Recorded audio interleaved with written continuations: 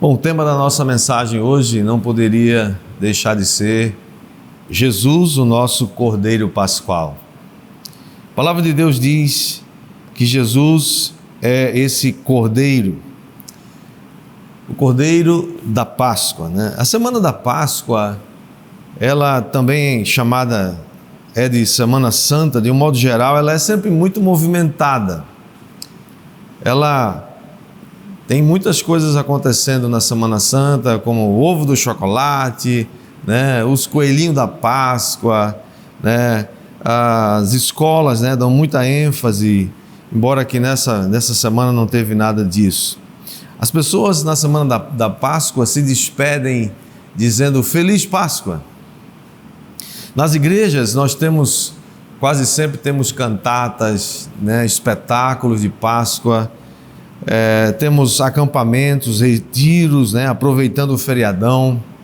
E para outros também é aquela oportunidade, né, de encontrar a família, ter um almoço em família, ou mesmo aproveitar esse final de semana estendido, né?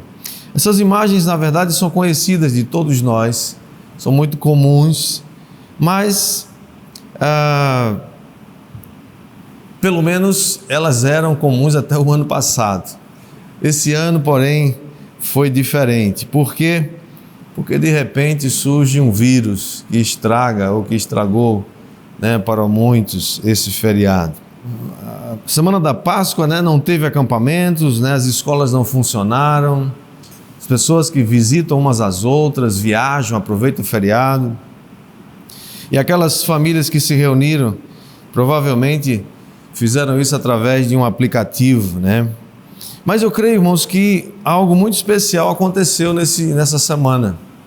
É que nós descobrimos que a Páscoa, ela não é baseada em rituais ou em festa, numa festa simplesmente. Nós descobrimos que ela é mais do que isso. Desde a primeira Páscoa, né, instituída há quase 3.500 anos atrás, né, nunca tínhamos celebrado uma Páscoa assim em casa, né, como nós fizemos essa semana. A origem, portanto, da Páscoa, se nós queremos entender a Páscoa e saber por que é que nós celebramos a Páscoa, precisamos voltar nesse tempo e perceber que lá no início, a origem da Páscoa é a libertação do povo de Israel do cativeiro do Egito. A Páscoa é uma das 3 principais festas do povo judeu. Na verdade, a Páscoa é a principal, é a mais importante festa do calendário judaico.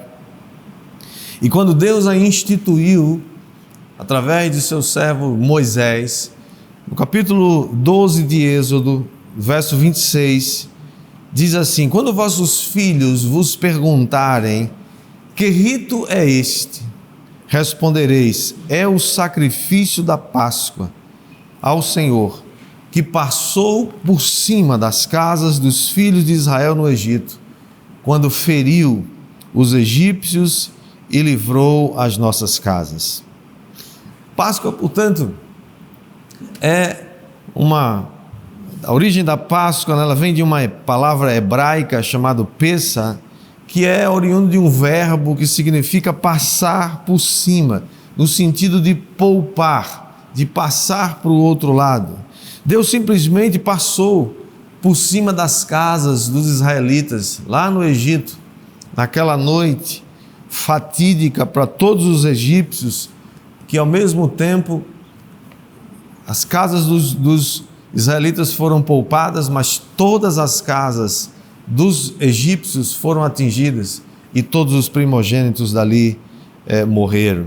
Páscoa, portanto, irmãos, é a história da redenção. Aliás, esse é o tema que nós damos ao nosso espetáculo de Páscoa, que esse ano foi adiado.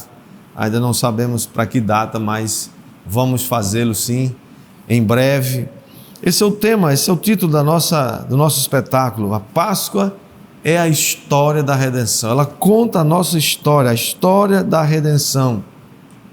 E quando a gente analisa, né, desde a primeira Páscoa até Cristo, nós vemos que a primeira Páscoa e todas as Páscoas estavam fazendo a mesma coisa, dizendo a mesma coisa. Um dia haverá de aparecer um cordeiro perfeito que vai cumprir todas as exigências do cordeiro pascual. Portanto, quando você olha para o sacrifício da Páscoa, você vê que ele precisava ter um cordeiro. Esse cordeiro precisava ser avaliado por alguém, e não é sem razão que João Batista, quando vê Jesus, ele olha para Jesus e diz: eis o Cordeiro de Deus que tira o pecado do mundo. João Batista era um levita. Todos os animais, antes de serem sacrificados, oferecidos, tinham que ser avaliados por um levita, um sacerdote. Mas também o cordeiro tinha que ser sem defeito. Essa era uma outra característica do cordeiro da Páscoa. Jesus foi cuidadosamente, foi o tempo todo observado. Ele foi atacado, ele foi testado, ele foi provado, ele foi provocado pelos escribas, pelos fariseus, mas ele era 100% justo, correto, nele não havia pecado. E o próprio Pilatos, o governador romano, quando Jesus esteve diante dele para ser julgado, o próprio Pilatos, o governador romano, disse: esse homem não tem crime nele, não acham nele crime nenhum. Está lá em João 19:6. Também na semana da Páscoa é celebrada a festa dos pães asmos, durante 7 dias. Portanto, durante esse tempo, durante a semana, não podia haver fermento nas casas. Era uma exigência das festas, ou da festa dos pães asmos. Na Bíblia Sagrada, fermento significa pecado. Jesus fala alguma vez sobre isso com seus discípulos, quando fala: olha, tenham cuidado do fermento, dos fariseus. Jesus era 100% homem, mas ele era perfeito. Jesus era um homem sem defeito, sem pecado. Por isso ele se torna o perfeito sacrifício exigido por Deus para a salvação do homem. Uma outra característica é que o cordeiro pascal, ele deveria ser sacrificado ao pôr do sol, na parte da tarde, à tardinha.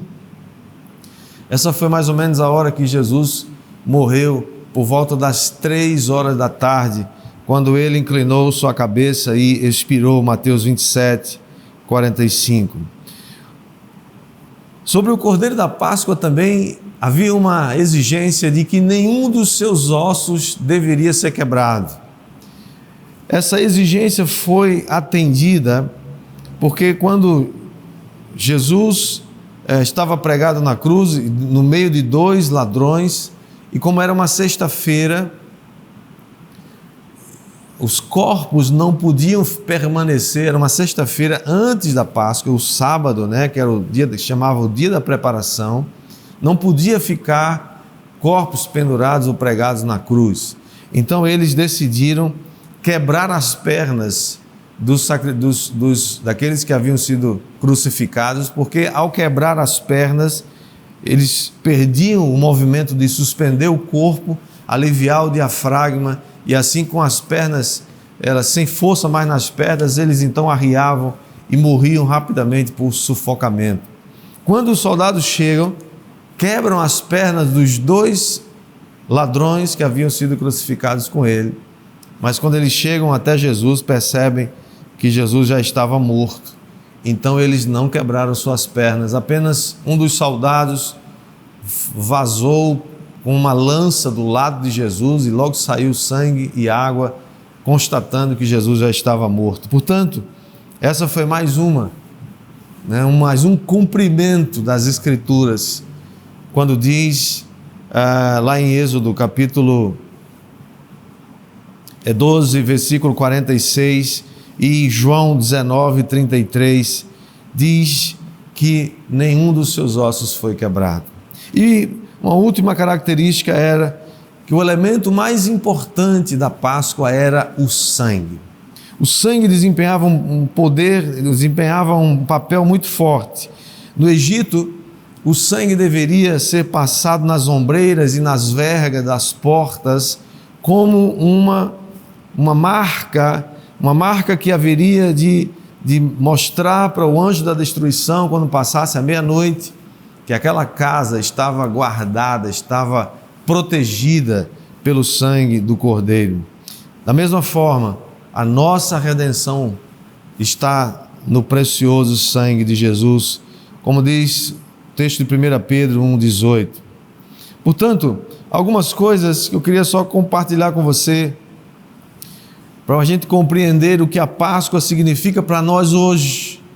É que, em primeiro lugar, a Páscoa é um testemunho da manifestação da misericórdia e da fidelidade de Deus em cumprir suas promessas.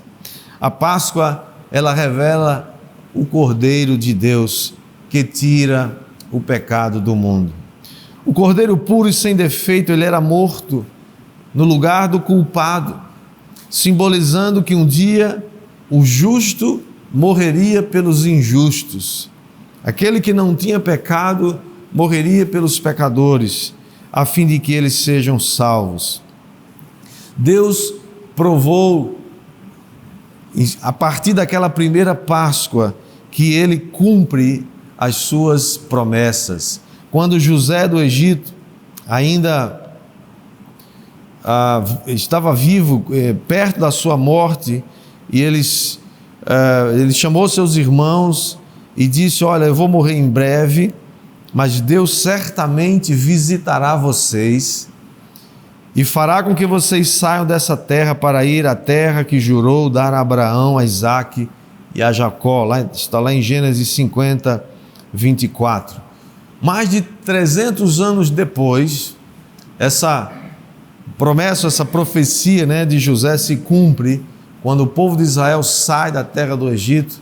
Diz que eles levaram consigo os ossos de José, porque ele disse: eu quero que os meus ossos sejam enterrados na terra da promessa. Segunda coisa que nós aprendemos com a Páscoa é que ela representa a própria essência do Evangelho. O Evangelho das Boas Novas. Evangelho significa isso, boas notícias. O Evangelho de Jesus sempre vai significar boas notícias para os pecadores, para aqueles que não têm esperança, para aqueles que se acham indignos. O Evangelho de Jesus Cristo é boas novas de perdão para os pecadores. Mas antes de falar nas boas novas, nós temos que falar ou pensar ou observar o sofrimento de Jesus, porque não haveria salvação se não houvesse pecado, não haveria necessidade de um libertador se não houvesse uma escravidão. No meio de tanta dúvida, de tanta incerteza e tanto sofrimento que nós estamos vendo nos dias de hoje, a mensagem da Páscoa, ela aponta para um futuro enquanto proclama essa esperança da libertação. Deus nos libertou através do sacrifício do Cordeiro. Nós podemos estar às vezes como agora, num momento como esse, de dúvida, de incerteza. Alguns estão desorientados, outros estão abatidos, outros estão perdendo a fé, a esperança. Alguns estão amedrontados, contabilizando perdas. Outros estão já anotando sonhos, que foram adiados ou que foram desfeitos, expectativas frustradas. Em meio a tudo isso, nós podemos dizer que a Páscoa se apresenta como um raio de esperança, um sopro de esperança para todos nós. A Páscoa, portanto, é uma afirmação, uma ousada, uma poderosa afirmação de que este não é o fim da história. O mundo não vai acabar com o coronavírus, o mundo não vai ser destruído por causa do coronavírus.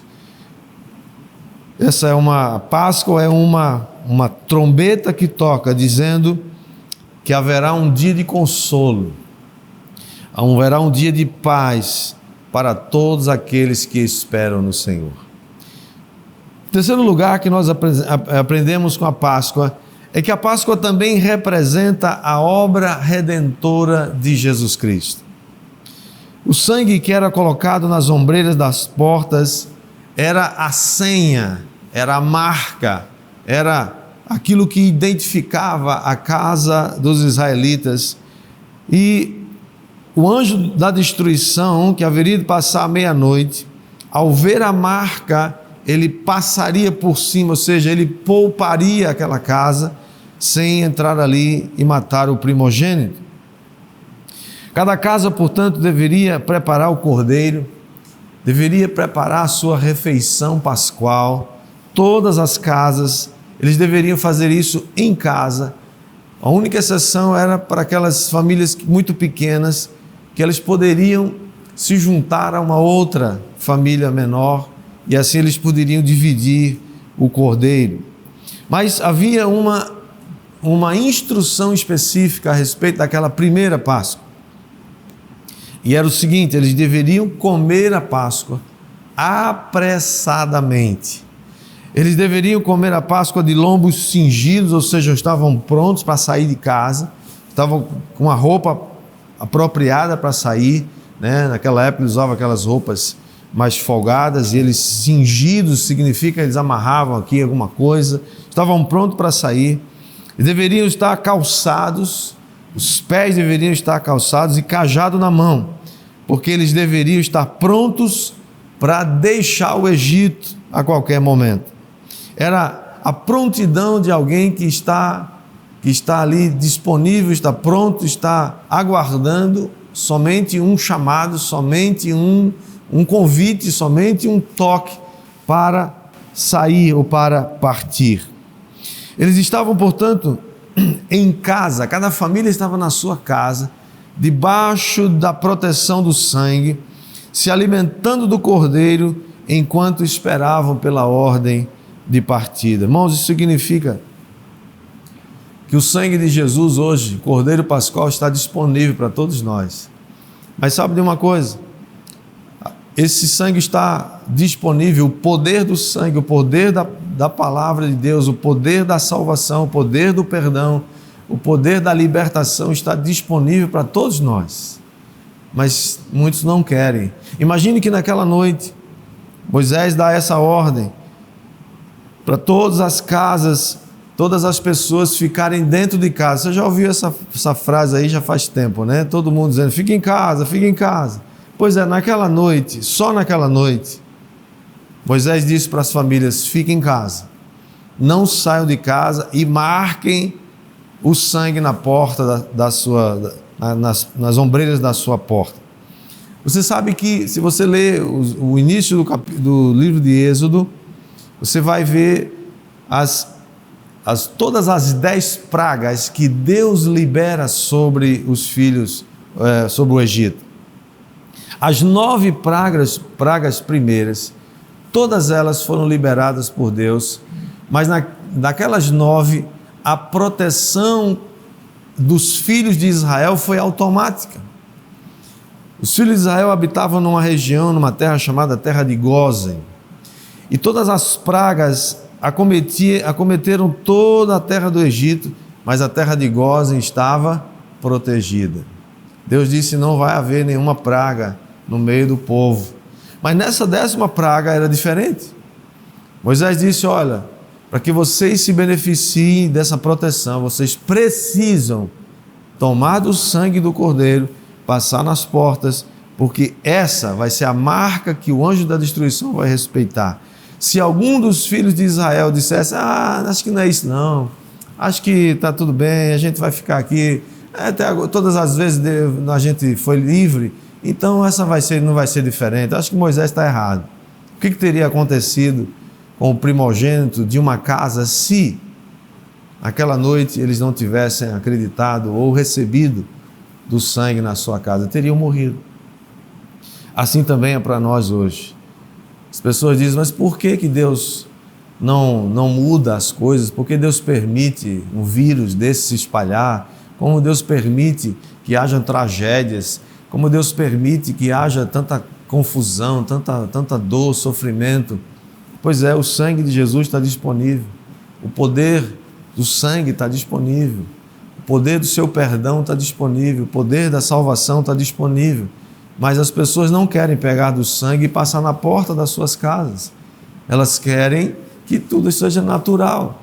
E nesse caso, nós aprendemos com os filhos de Israel que hoje nós não precisamos pegar do sangue literalmente de um cordeiro, porque Jesus já cumpriu esse ritual. Hoje, espiritualmente, nós estamos debaixo do poder do sangue, o sangue do Cordeiro de Deus, que é Jesus Cristo.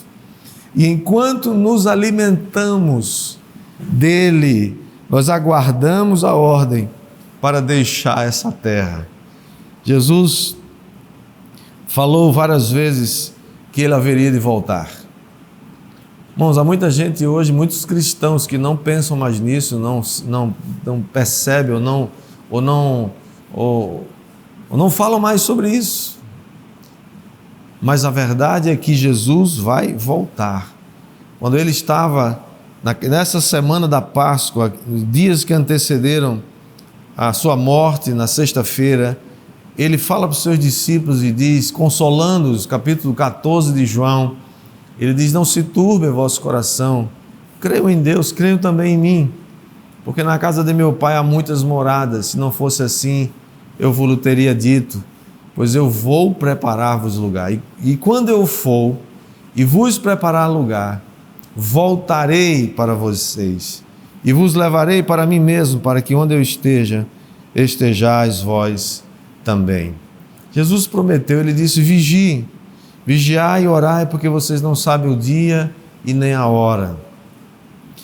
A Páscoa está nos ensinando que nós devemos não só tomar essa ceia, não só fazer a ceia da Páscoa, mas todas as ceias, todos os momentos que a gente possa estar juntos, a gente possa nos alimentar de Jesus enquanto aguardamos a sua ordem de deixar essa terra. Por isso que a exigência da primeira Páscoa é: comam apressadamente, cajado na mão, lombos cingidos, sandálias nos pés.